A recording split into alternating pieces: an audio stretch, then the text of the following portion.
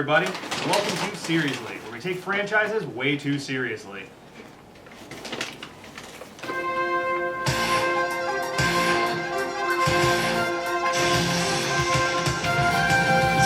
Hey, Ghost Ride the Wind, yeah! What you doing over there, man? Because this game plays with the gimmick. Hey, look! Trailer man.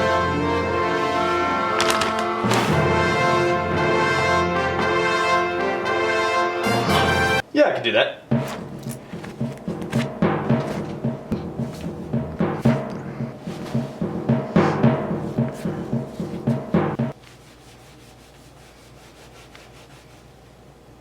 Oh, hey look, it's half-past wrist. You know, in hindsight, this choice of attire is gonna make things really difficult for green screening. Damn it. That's a problem for future me. Just need to find a game to review. What to review? I need something to start off with a bang. Something that only everyone vaguely remembers. Something from the 90s that felt like it was in the 80s. Something that a popular Canadian Let's Play channel constantly references.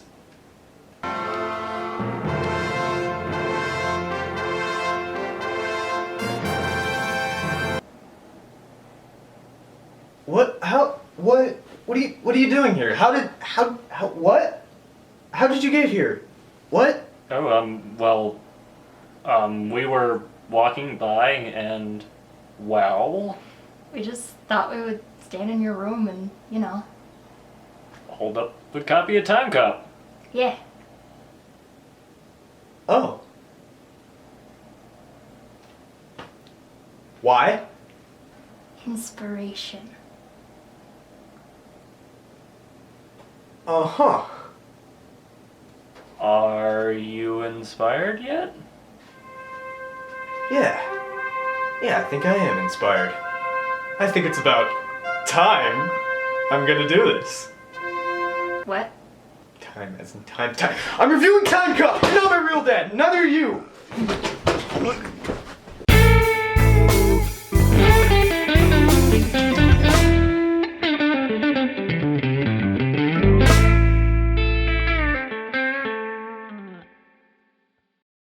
TimeCop is a movie tie-in game made for the SNES in 1995. The movie it was based off of was decent, if cheesy. You know, considering that the movie was trying to sort of write out the coattails of Back to the Future and Terminator 2 with the whole concept of what happens in the past changes the future and whatnot. The cinematography is actually kinda nice, and you get some of that that beautiful Jean-Claude Van Damme acting. Surprise. Friend of the family. What does that even mean? But we're here to talk about the game, not the movie. TimeCop was developed by Cryo Interactive and published by JVC. Yeah, that JVC. How can you go wrong with a game that was published by the people that made your old dad's camcorder and the family radio? Oh yeah, that's right, I guess they did publish Super Star Wars. So I guess that joke's kinda ruined. Yeah. Bah, who even cares about publishers? Not like they even matter anyways. Yeah, they totally do. But, who cares? Just pop this sucker in and let the magic fly.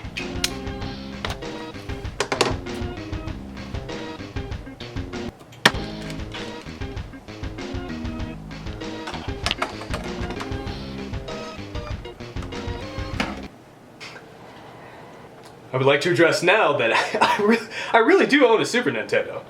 I really do. I think that little bit is just for laughs. It's just for the laughs. You don't think I'm some kind of con artist using an emulator?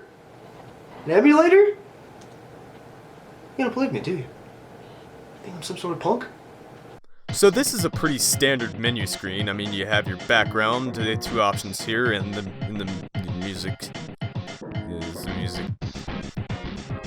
Yeah, this music's pretty cringeworthy. I understand the limitations of the SNES and the use of MIDI sound fonts, but this is not a good choice.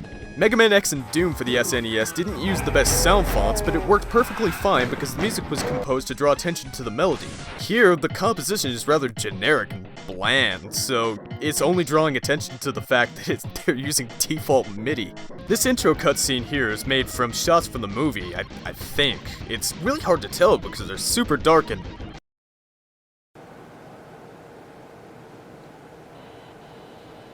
Who's this? He wasn't in the movie? What is picture? He looks like he's about to eat me. Yeah, apparently this game's story isn't exactly like the movie. You still play as Jean-Claude Van Damme, but instead you're fighting the creepy guy that hangs out in the back alley, but he's pretending to be a scientist in front of a green screen? Yeah, you do you, man.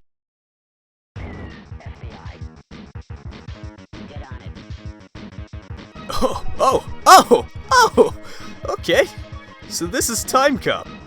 Alright, first things first, graphics. The background graphics aren't really that bad, it actually kinda looks pleasing. But what they went for with the foreground here, it's... Woo! It's something alright. They filmed everyone in front of a green screen, chroma keyed the background out, and compressed the footage to where the pixel ratio fit, or did some like rotoscope method with pixel art. But while it works in Mortal Kombat because the focus is on the characters, here it really looks like they're on a blue screen in a bad high school film. Like, I would never, no, yeah, I would never do something like that. I am the sun! Oh!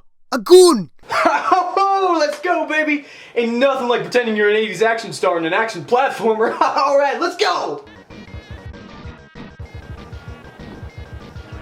Oh, you've got to be kidding me. Really? Really? Okay, before I get into how bad these controls are, let's talk about these animations for a sec. Did anyone, I mean anyone over at Cryo Interactive say the phrase, "Oh hey, that kick was good, that was real good, but maybe you could try it again, I don't know, put at least a minuscule amount of effort into it." Seriously, these animations look like they were done in one take. Imagine if a Jean-Claude Van Damme action movie had this choreography. Stop right there! You killed my father! Yes, and I stole the nuclear launch codes and the button to launch said missiles. Nothing can stop me from taking over the world. Not if I can stop it.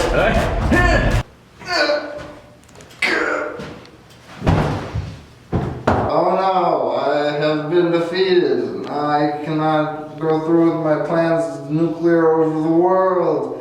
No. My work here is done. Did I mention that the controls make this game really hard?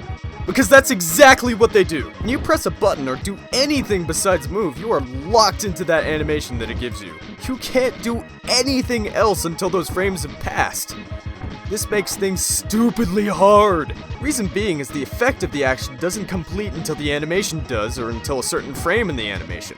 This works fine with the punch, which is like 2 or 3 frames, but this kick is just atrocious. This kick takes a full second to complete, so these goons can get a few hits off on you before you even have time to do anything.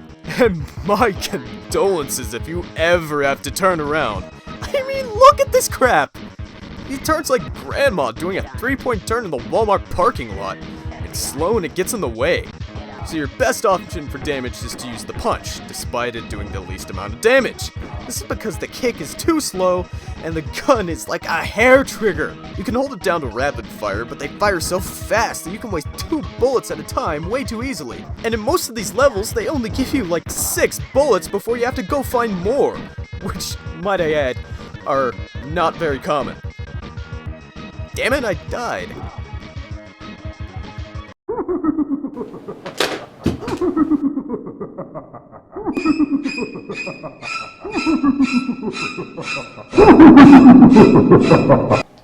Dude, come on, you have a review to do. No.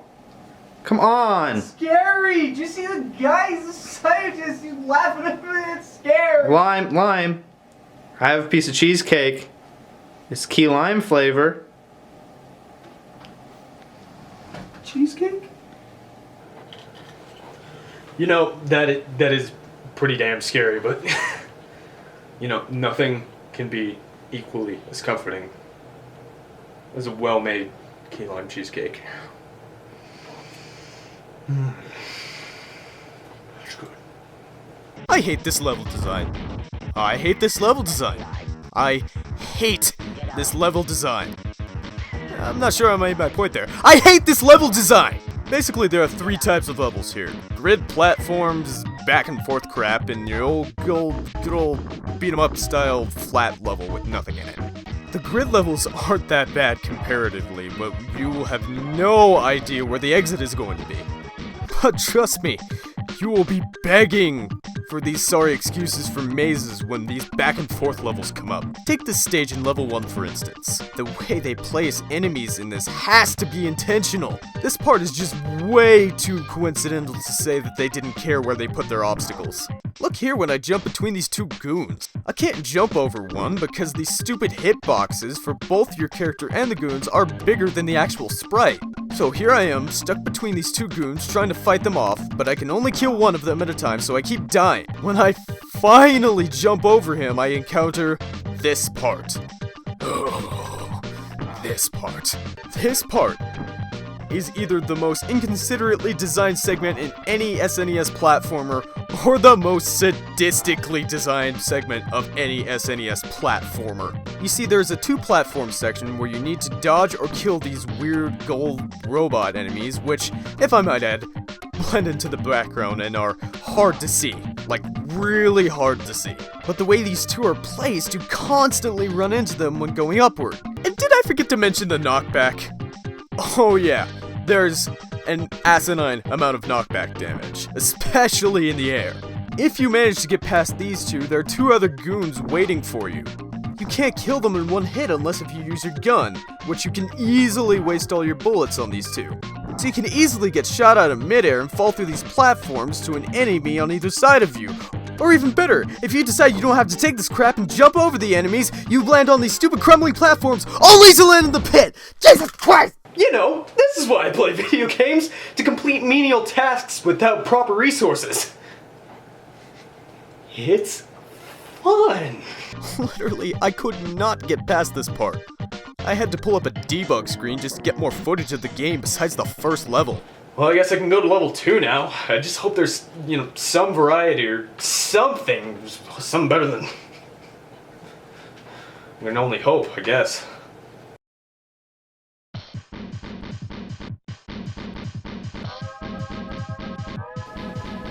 Ask, and ye shall receive. Well, this is a change in pace. This segment is marginally better than the other segment. As expected, gravity is floaty, because you're underwater. Your turnaround is only 1 frame and... Oh, thank God! Ammo everywhere! I can use my gun with ease for once. I can shoot everything! This section isn't without its problems, though. The stupid oil line gets in the way visually at the beginning of the level, and these... octopuses? Octopus? Octopi? These squid are difficult to predict. These things go wherever they want to go. Through the level, under the level, over the level, in between the level, in between the space and time of the level, meaning they can basically go anywhere they want. Yeah, okay, that's fair. I didn't know we're coming in underwater tremors over here. This map is also enormous. Where do I go? I keep dying before I can reach the end. And this keeps going on and on and on. Where does it end? Dead. Alright. Back to the debug menu I go. Alright, level 3 better get itself together. I can't take more of this. This is just infuriating. Oh. It's the same mechanics as level 1. Yeah, okay. Alright, it's fine. Don't worry about it. So you go through this beat-em-up style level based in the 1920s Mafia era in Manhattan. You're only given 20 bullets, which is more than usual, but it's still not enough for all this. Ammo doesn't drop nearly enough for the amount of bullets you waste on all of these enemies. And when items do drop, they typically drop behind you, so you have to do that horrid turnaround to go get them, leaving you taking a ton of damage. And there are Mafia guys everywhere shooting at you from every which direction, and you can't shoot them all at the same time, and you're gonna take a ton of damage because of these guys in the stupid window and the stupid driveway. Alright, I'm out! Not for me, not today!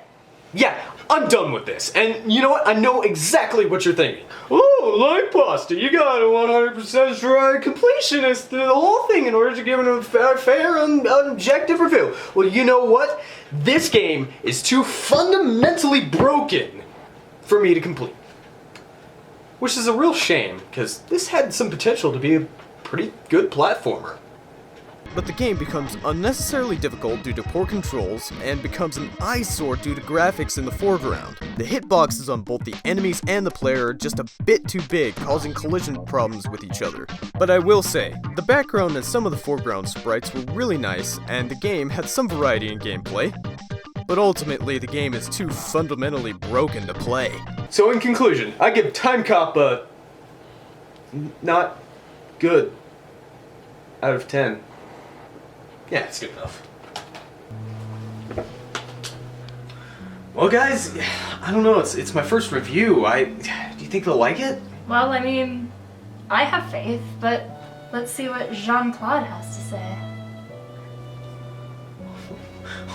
I don't know. I mean, he's just a printout of a little picture on front of a DVD. Don't worry. Jean-Claude Van Damme is always in our hearts. He will know what to say.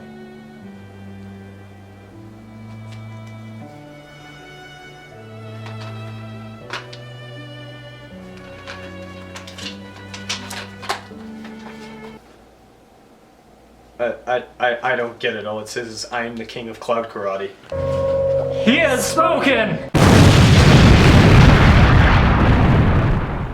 What the heck?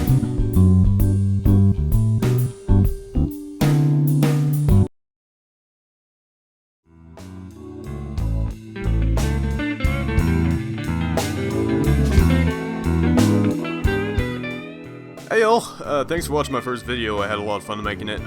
Thanks to my friends Lauren, Ian, and Sean for helping me make this. Couldn't have done it without them, basically. So typically how this is going to work is I'm going to have my previous review and I'm going to recommend a video from a YouTuber I like, but of course, since this is my first review, don't have a previous review, I'm going to recommend too. Go check out the D-pad. You saw one of the videos at the beginning of this video, one of the inspirations for this review, and also go check out the Dinglebillies if you like that kind of stupid, really old school Game Grumps kind of feel to, you know, Let's Plays and whatnot. So, yeah, that's all I have. Peace out. Tune in next time.